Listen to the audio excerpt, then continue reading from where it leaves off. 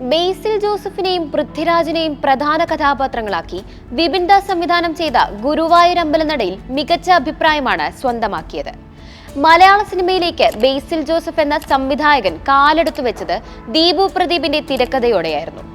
വർഷങ്ങൾക്ക് ശേഷം ബേസിൽ നായകനായി എത്തുന്ന ഗുരുവായൂർ അമ്പലനടയിൽ എന്ന ചിത്രത്തിലും ദീപു തന്നെയാണ് തിരക്കഥയൊരുക്കിയിരിക്കുന്നത്. മലയാളത്തിൽ പേരല്ലൂർ പ്രീമിയർ ലീഗ് എന്ന സീരീസ് ഉൾപ്പെടെ ദീപു പ്രദീപ് സ്വതന്ത്രമായി ചെയ്യുന്ന 4ാമത്തെ ചിത്രമാണ് ഗുരുവായൂർ അമ്പലനടയിൽ. ഇതുകൂടാതെ ദി പ്രീസ്റ്റ്, അജയന്റെ രണ്ടാം മോഷണം എന്നീ ചിത്രങ്ങളുടെ അഡീഷണൽ സ്ക്രീൻ പ്ലേയിലും ദീപു പ്രവർത്തിച്ചിട്ടുണ്ട്. പേരല്ലൂർ പ്രീമിയർ ലീഗ് എന്ന സീരീസും കുഞ്ഞിരാമായണം, പത്മിനി, ഗുരുവായൂർ അമ്പലനടയിൽ എന്നീ ചിത്രങ്ങൾക്കും പൊതുവായിട്ടുള്ളൊരു കാര്യമുണ്ട്: കല്യാണം.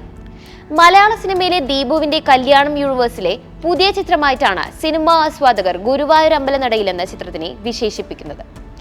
ആദ്യ ചിത്രമായ കുഞ്ഞിരാമായണത്തിൽ നായകനായ കുഞ്ഞിരാമന്റെ കല്യാണവുമായി ബന്ധപ്പെട്ടുണ്ടാവുന്ന സംഭവങ്ങളും അതിനൊടുവിലുണ്ടാവുന്ന കാര്യങ്ങളുമായിരുന്നു പറഞ്ഞിരുന്നതെങ്കിൽ, പത്മിനിയിൽ കല്യാണം കഴിഞ്ഞ രമേശന്റെ പ്രശ്നങ്ങളും മറ്റൊരു കല്യാണത്തിനുള്ള ശ്രമങ്ങളുമായിരുന്നു പറഞ്ഞത്. ഒടുവിൽ തിയേറ്ററുകളിലെത്തിയ ഗുരുവായൂർ അമ്പലനടയിൽ എന്ന ചിത്രവും ഒരു കല്യാണവും അത് നടത്താൻ ശ്രമിക്കുന്നവരും മുടക്കാൻ ശ്രമിക്കുന്നവരും തമ്മിലുള്ള പ്രശ്നങ്ങളുമാണ് അവതരിപ്പിക്കുന്നത്. കോമഡിയുടെ പശ്ചാത്തലത്തിൽ അവതരിപ്പിച്ച ഈ ചിത്രങ്ങളെല്ലാം തന്നെ പ്രേക്ഷകരുടെ ഇഷ്ട ലിസ്റ്റിൽ ഇടം പിടിക്കുന്നുണ്ട്. മലയാളം ബ്ലോഗിങ്ങിലൂടെയാണ് ദീപു പ്രദീപ് ശ്രദ്ധേയനാവുന്നത്. നാട്ടിൻപുറത്തെ കഥകൾ തമാശ രീതിയിൽ അവതരിപ്പിച്ച ദീപു 2013 അതേ കാരണത്താൽ എന്ന ഷോർട്ട് ഫിലിമിലൂടെ സിനിമയുടെ ഭാഗമായി.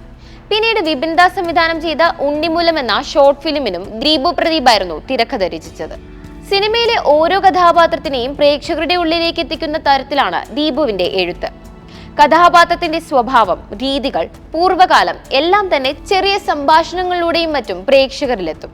ദേശത്തെ കുഞ്ഞിരാമനും കുട്ടേട്ടനും സൈക്കോ ബാലനും പത്മിനിയും ആനന്ദനും ഒക്കെ സിനിമ കഴിഞ്ഞതിന് ശേഷവും പ്രേക്ഷകർ ഓർക്കുന്ന തരത്തിലാണ് ദീപുവിന്റെ എഴുത്ത്.